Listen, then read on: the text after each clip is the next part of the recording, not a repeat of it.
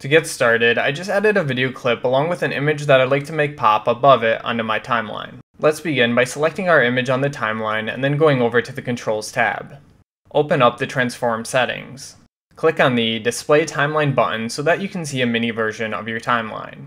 Drag the edge of the Controls panel in order to see the little circles next to the settings. And I'm also going to use this slider down here to zoom in on my timeline. Now position the time head at the start of your image clip. Change the scale to 0.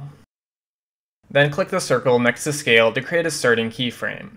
If you're using 30 FPS footage like me, press the right bracket key on your keyboard 5 times to move the time head forward 5 frames. For 60 FPS footage, press the right bracket key 10 times.